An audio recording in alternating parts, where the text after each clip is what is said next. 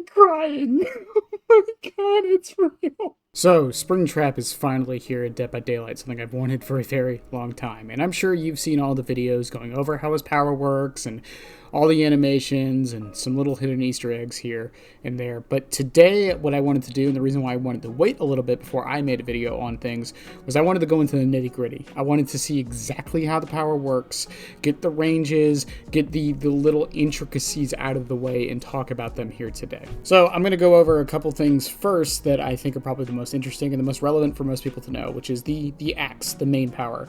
So, as most of you know, you throw the axe, it hits the survivor. If you run up to the survivor where they hit the axe on them, you can grab them and then just immediately get them into the pickup animation.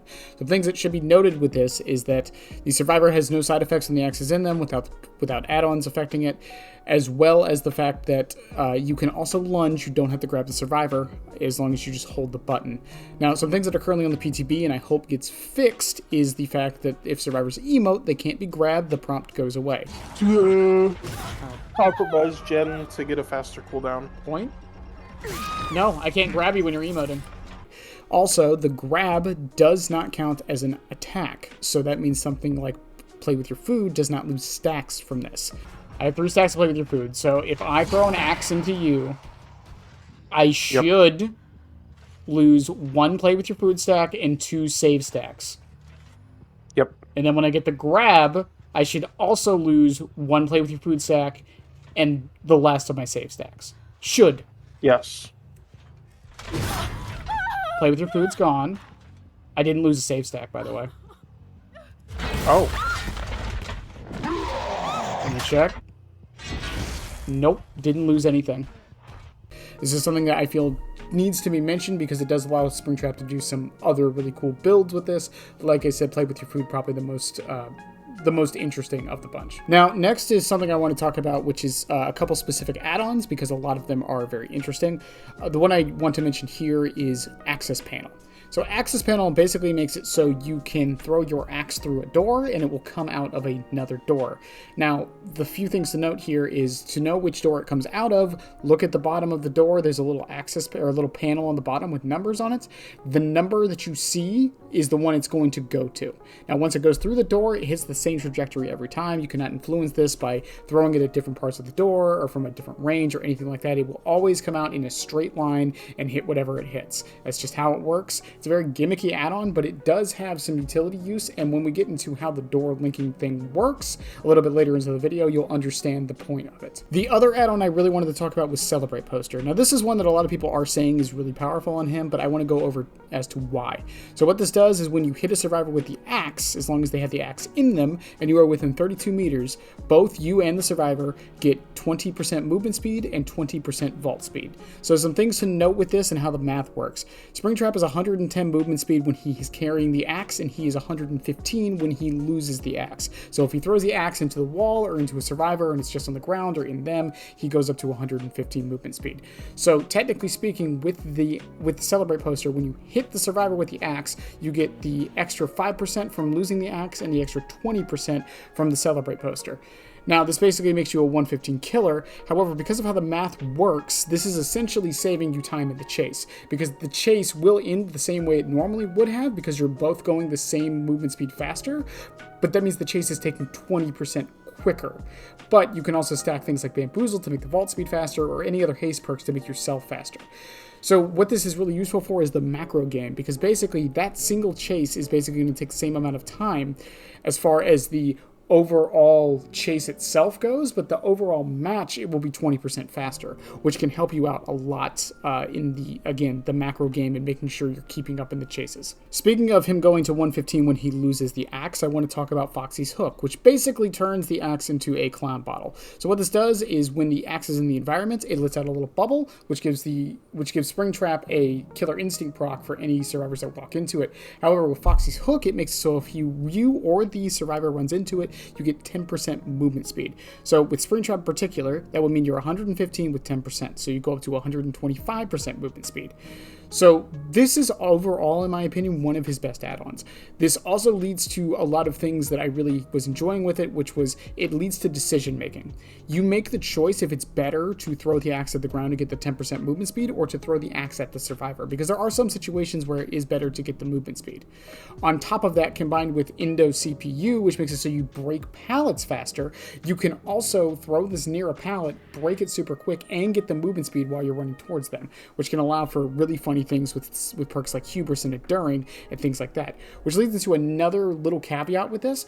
So if you throw the axe into a pallet and then kick the pallet, you will instantly get the axe back without having to retrieve it. You can't throw it, it does still have its base cooldown. However, you don't have to go through the animation and the slowdown of retrieving the axe, and the survivor also doesn't get the laugh notification that you are retrieving the axe. If I throw it in there and break it. Yeah.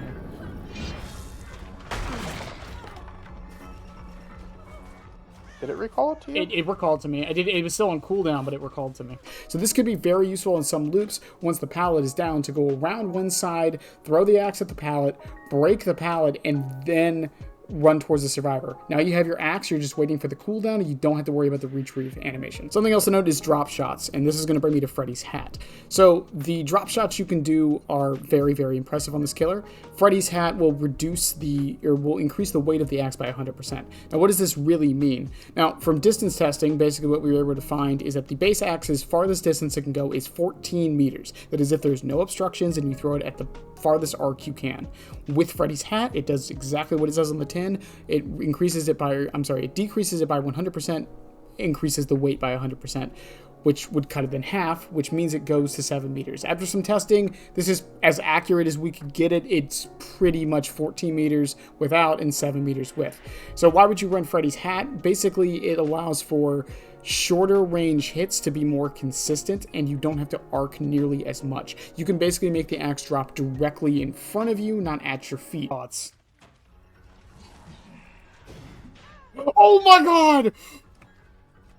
Which is not something you can realistically do base kit very easily. The base kit is better for longer range hits across loops, while the Freddy's hat is better at close range hits in the loop, if that makes any sense. So the other thing I wanted to mention is something we actually discovered on day 3, was the fact that if Springtrap is inside of a door, he can actually see where the survivors go. So if you're in a door as Springtrap, you can actually see both doors that the survivors are interacting with light up yellow. Go from 7 to 4. Oh wait, why didn't it let me? 7 to 4, going now. They both turned yellow. Go from 4 to 1. No. Both turned yellow. Go from 1 to 5. No. Don't tell me which door you're going to go to. Don't tell you this time? Yeah, don't tell me. Okay.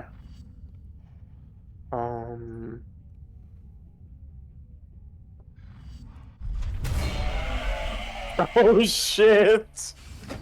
What this basically means is if a survivor is going from door 7 to door 1, you will see both of them light up yellow while you're inside of a door.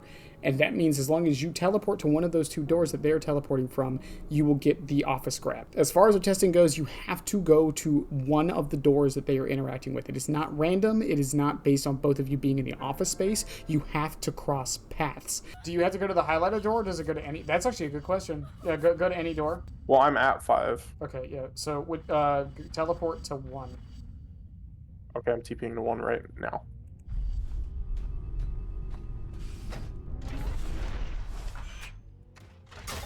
Go from Nope, 1. I made it through. Yeah, go from 1 to 3. 1 to 3 now. Yeah, so it does have to be the right door during the teleport. Could it be either or though? Like it could be 3 or 1? Well, yeah, no, it can be either of those, but you can't go to any other door. Okay, so that's why they both highlight yellow. Now, what this means is that when you go into the door for your teleport, it might be best to wait a couple of seconds, scan things, and make sure none of them are yellow, and then go. Now, this leads into something I've wanted to talk about for a little bit, which is the linking of the doors and how it works, what it does, and how to use it properly. So basically what happens is when you see a door, let's say it's door 1, and you will see a number on the door. The number on the door is the door it is linked to. Now, what this means, the linked door basically means that was the door that was traveled to from that door. I will explain this better here in a minute. The big thing this does mean also for the survivor side is that that is the camera that will be shown first. So if door 1 is linked to door 3, the moment you look at the camera, you'll be looking at the camera on door 3 first before you can swap to any others.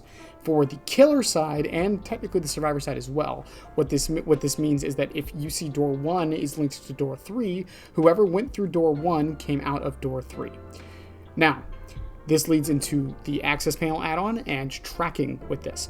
So if you are at door 1 and you go to door 3, door 1 is now linked to door 3. If you go from door 3 to door 6, door 3 is linked to door 6. If you go to door 6 to door 2, door 6 is linked to door 2. It is a one-way link. It does not link both ways. You can link it both ways. If you go from door 1 to door 3 and then door 3 back to door 1, it will link the doors both ways that way.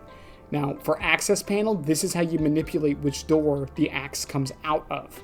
And it can be very useful in some situations if a door is by an axe, by a hook, by a gen, by a hook, things like that. And while not the most useful thing there, it can also be used to track, like I said. If you know a survivor is about to go into a door and you're chasing another survivor in a certain area, you chase that survivor, you saw the other survivor went into a door.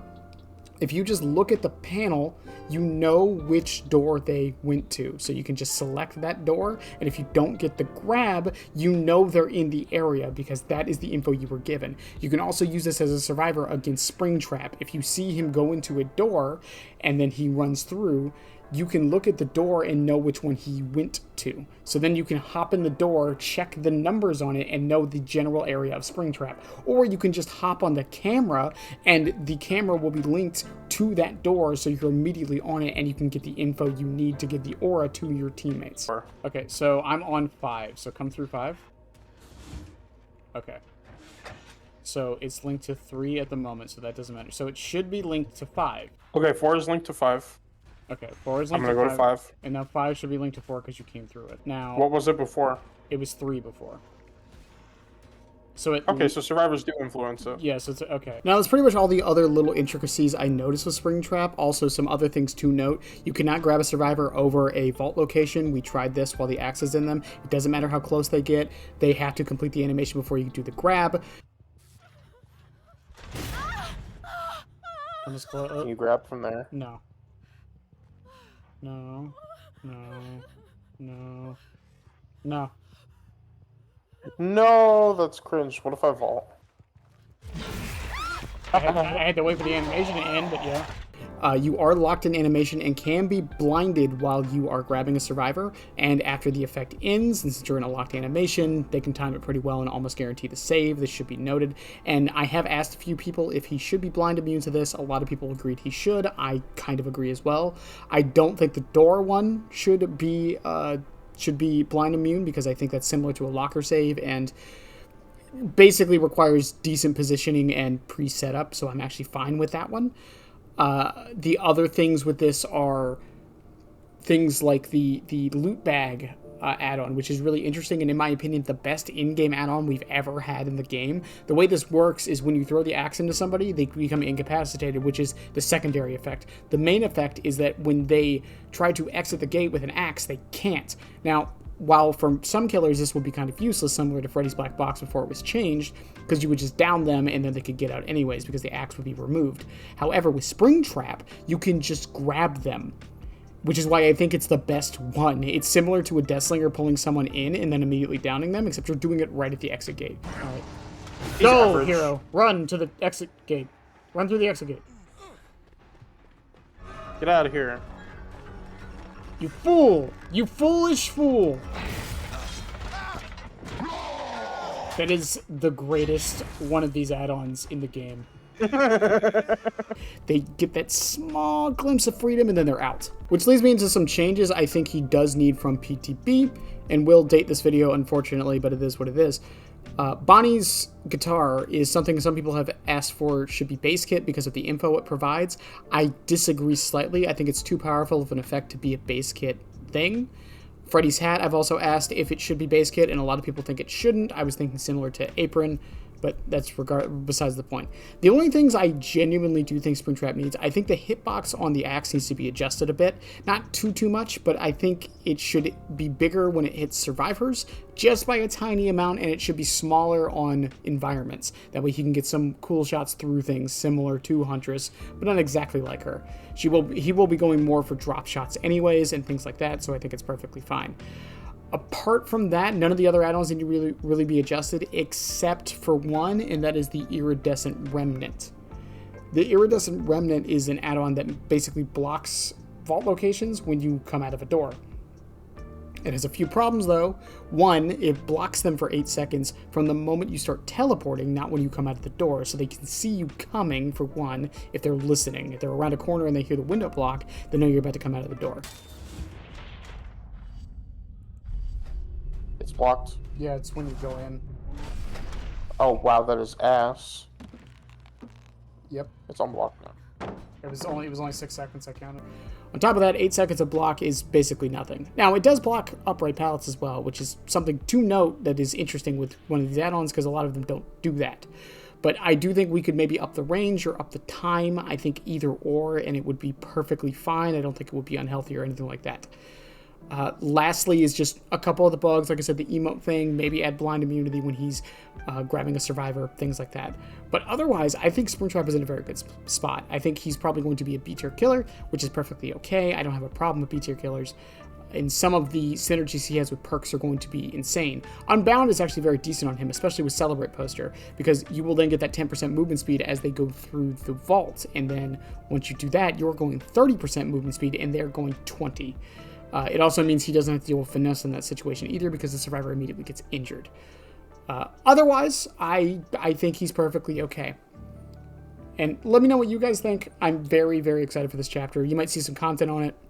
Springtrap isn't replacing my main, but I did want to wait a little bit before I gave my impressions and went over some things that we discovered through the PTP, because he's new and there's a lot not explained. Even the fact that he is 115 after he throws the axe isn't explained anywhere in the power. I think a quality of life change where they just display either haste or hindered. That way new players will know that you are faster when the axe is out in some way, shape, or form. Could be a nice little quality of life thing, but we'll see. But in any case, let me know what you guys think of the FNAF chapter and Springtrap and all of that stuff. I'm having a lot of fun just testing this stuff. But yeah, bye. Subscribe, damn it. I'll be back. I always come back, and so should you, you moron.